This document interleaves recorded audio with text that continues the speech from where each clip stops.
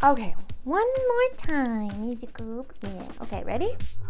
Well, hello everybody. Welcome back to my channel. What plant friends do, what plant friends do. My name is Darylyn, and this is Pippa, and this is Plant Friend Down the Street.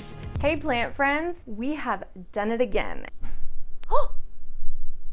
Oh, you're a good girl. Sharpay's are a guard dog, so she protects her mommy. Here's a good girl.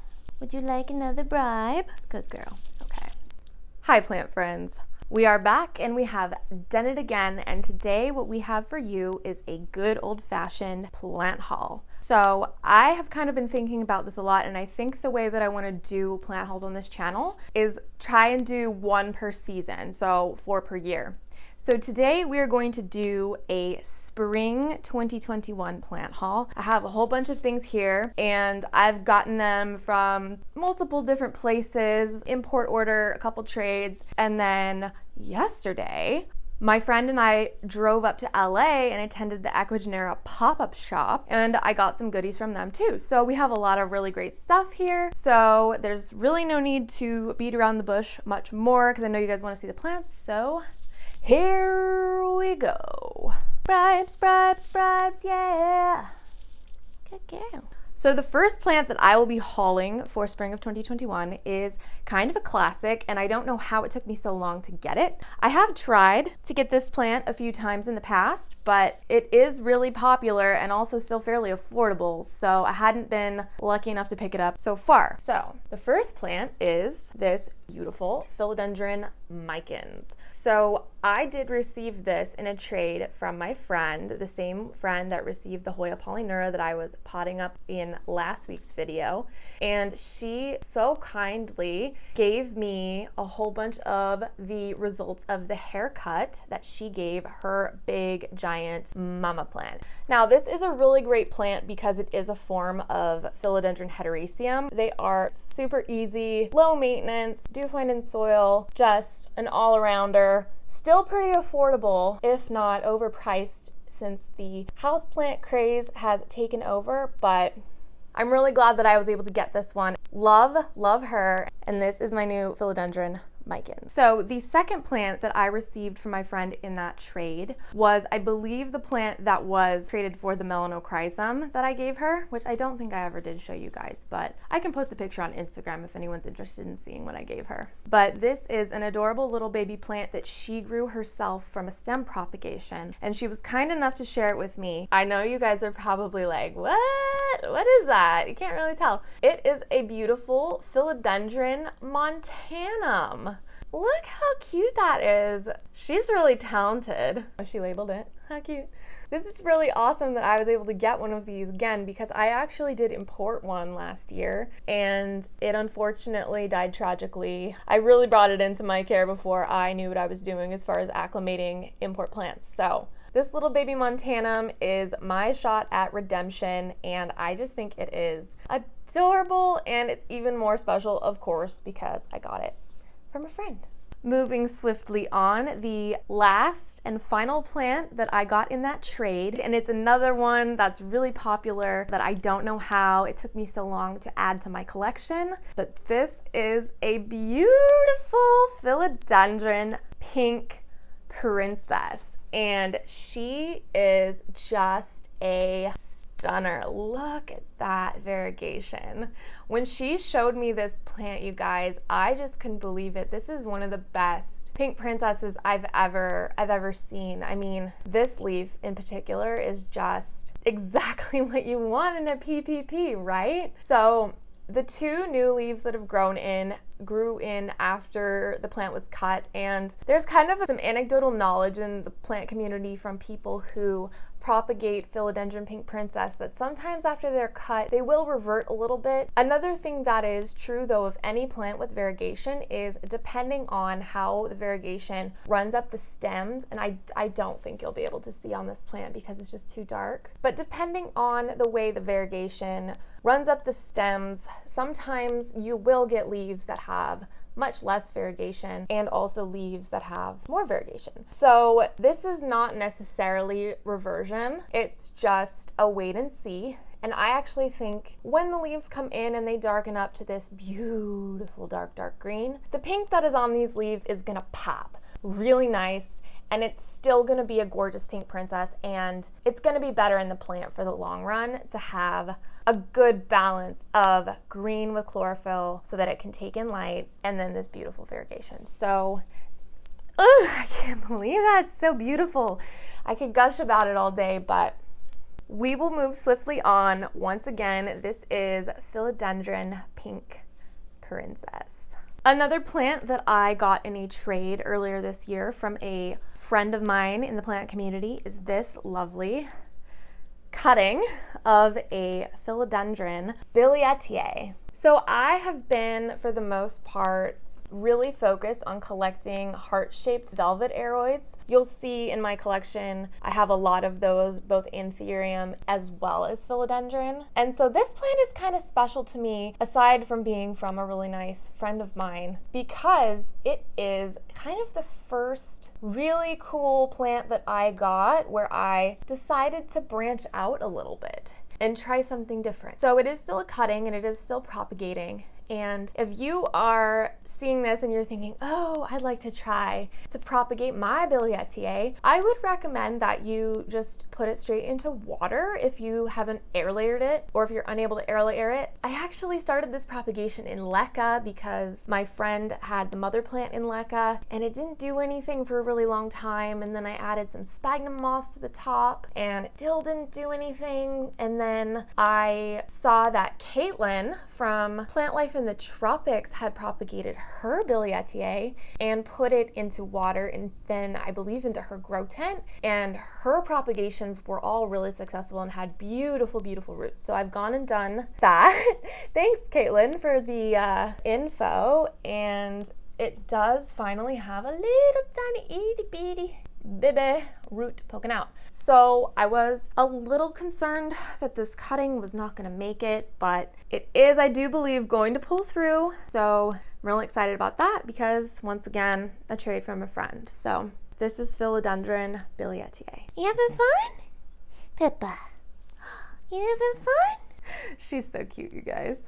So another really awesome thing that my friends in the plant community and I have been able to do together as a group that we weren't able to do as individuals is to do import orders from suppliers that only supply in bulk or that have a minimum dollar amount that you have to spend in order to order from them. So since we were able to do it as a group and we were all able to pool our money, we were able to save on shipping and on phytosanitary. So we placed an order with an exporter in South America way back in, wow, it must have been February or maybe even January. And the order finally came in May. So the first plant that I received from that order was this beautiful black crystallinum. Oh my God, it looks so dark on camera.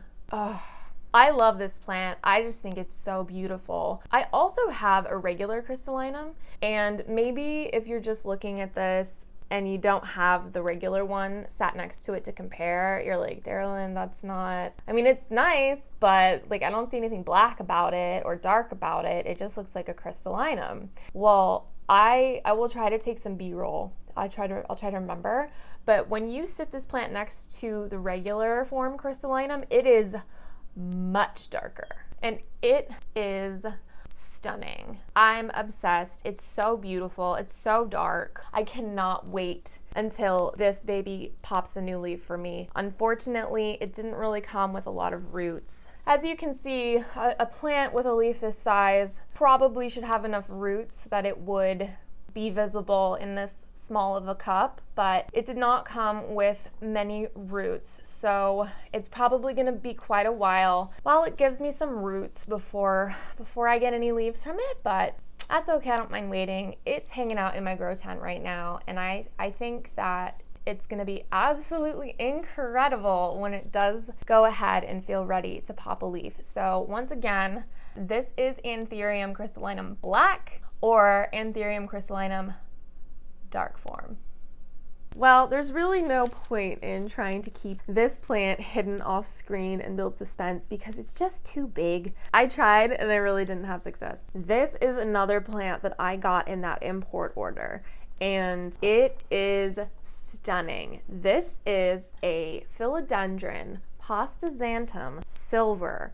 And I imagine that a lot of you might be looking at it and thinking, oh, well, that kind of looks like a mami or a Cirinoi or maybe a Plowmanii. And yeah, you're right. It is one of these beautiful silver philodendrons that has this variegation. But what I've noticed is that the variegation on the Pastazanum silver is actually just a much lighter green than the rest of the leaf. So I actually really, really like it and think it looks really pretty, but it is not silver like the Philodendron Majestic is silver, like actually metallic. It looks silver in comparison to the dark of the rest of the leaf, but it's not really truly silver. Another thing to note about the Pastazanum silver is that if you are plant shopping, you may see something called Philodendron Soteroi AF, or Philodendron Soteroi affinis, or Philodendron Soteroi CF.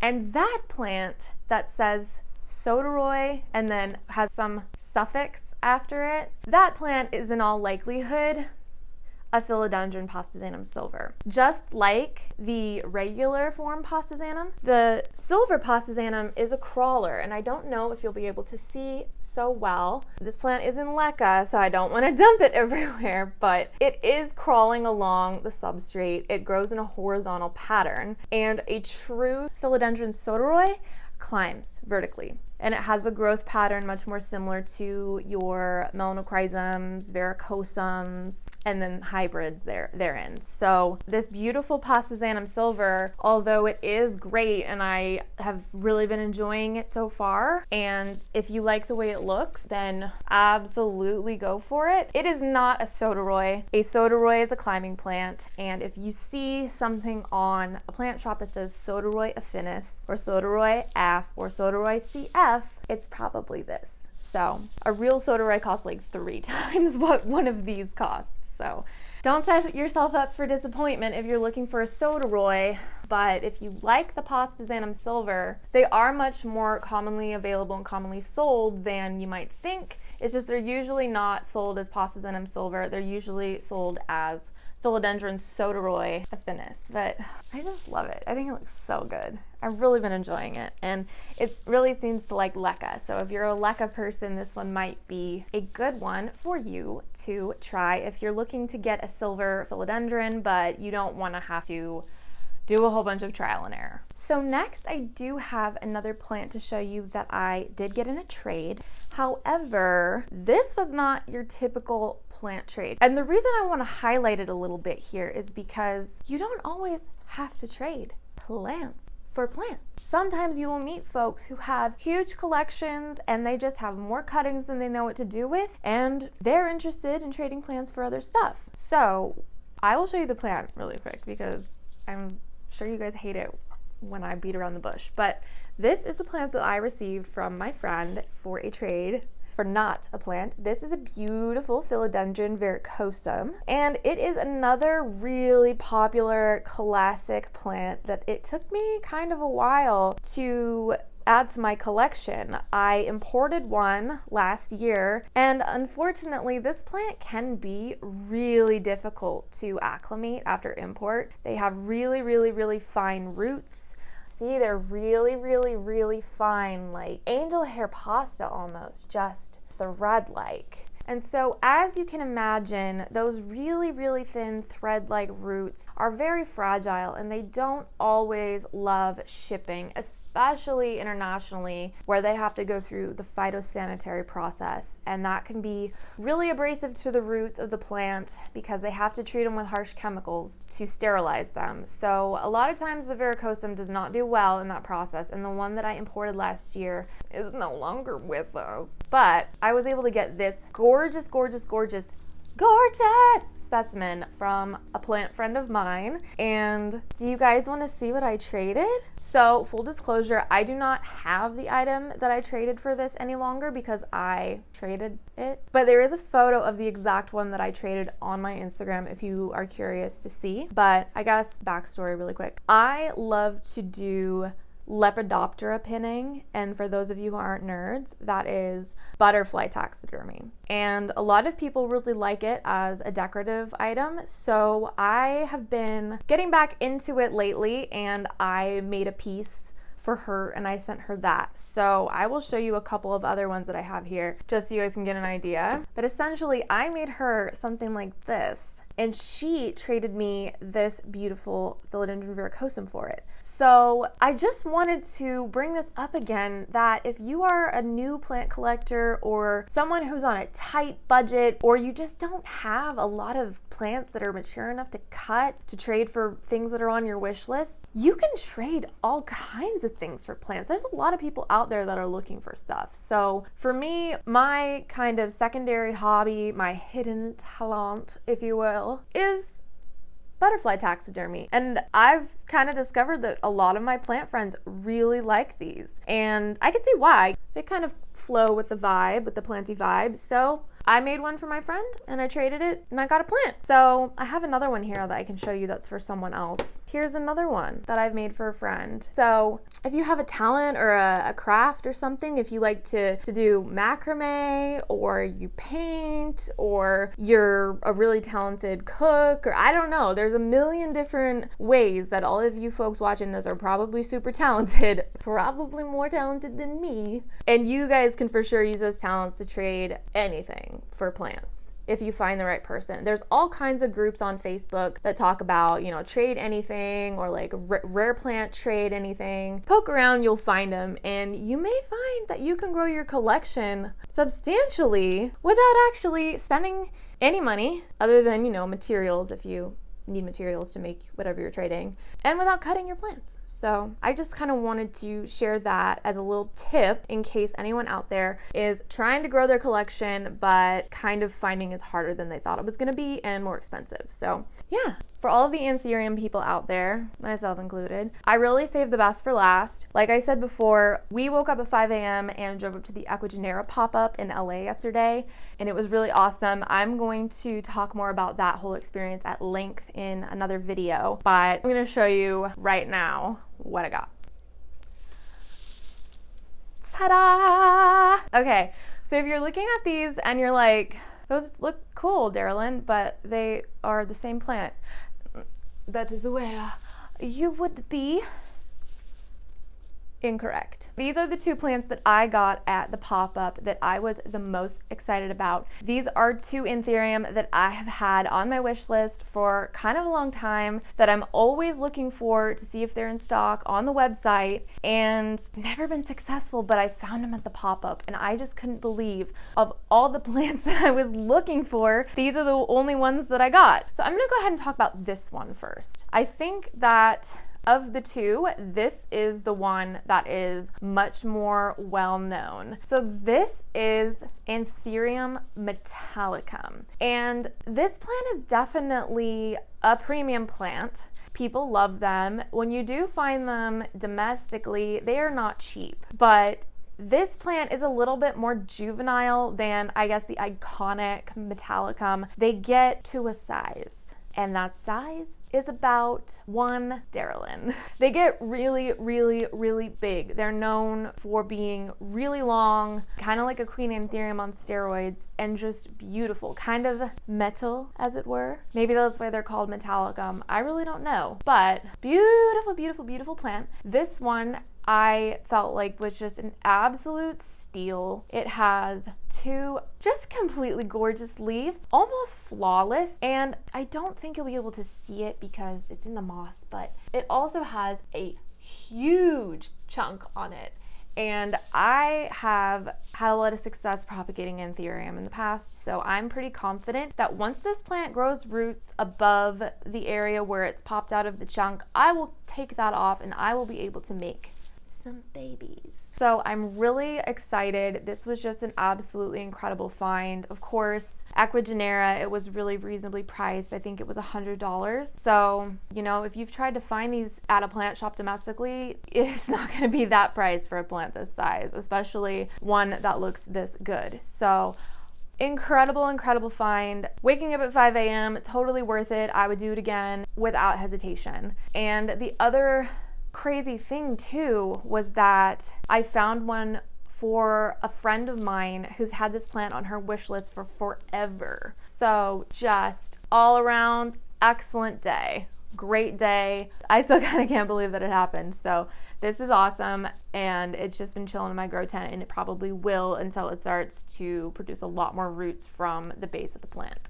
Once again, this is Anthurium Metallicum. I really truly believe that I've saved the best for last. This plant, I can't believe that I found this. So this plant looks a lot like the Metallicum I just had a second ago, but this is actually Anthurium Cirinoi velvet, and as I hold it up closer to the camera and into the light, you can see that it has got a lot more veining and a bit more of an elaborate pattern than the Metallicum. So although they do look similar, they are different upon closer examination. They also, their growth patterns are a little bit different. Their cataphyls are different colors. The chunks look different. They're just, one thing I think, one misconception about Anthurium is that people think that this is the plant. Really, everything that's in the pot, that's the plant. The roots and then the chunk. That's the plant. Even if all the leaves fall off and the cataphyl dies, if you still have a viable chunk, especially if that chunk has nice roots, that's the plant. You can revive it. It will grow new leaves. It will grow a new cataphyl. And so looking at kind of how different the chunks look, it becomes a lot more apparent that the plants are different, even though the foliage does look the same. And this Cirinoi velvet is just, it's so stunning.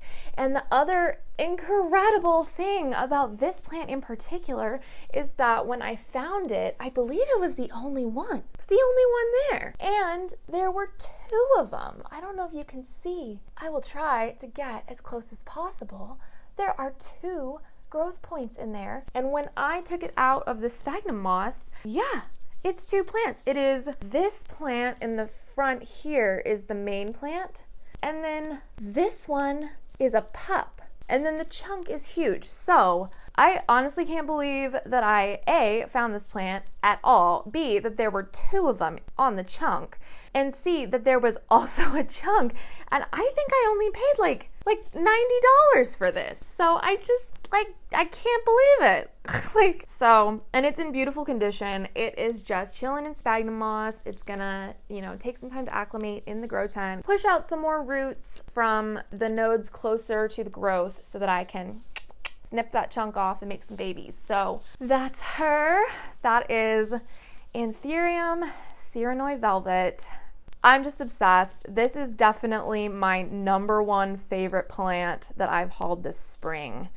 So, I just can't believe my luck. So, of the plants that I've hauled today, what is your favorite? Let me know down below in the comments. If you have hauled another plant recently that you didn't see today, but that is your absolute favorite, let me know below in the comments. Please, if you liked this video today, feel free to check out any of my others. Feel free to subscribe, and then we can hang out all the time. It'll be super fun. And yeah, so I guess I'm gonna go ahead and leave it there. Thank you guys so much for chilling with me, and I really hope that I'll see you guys again in the next one. Bye!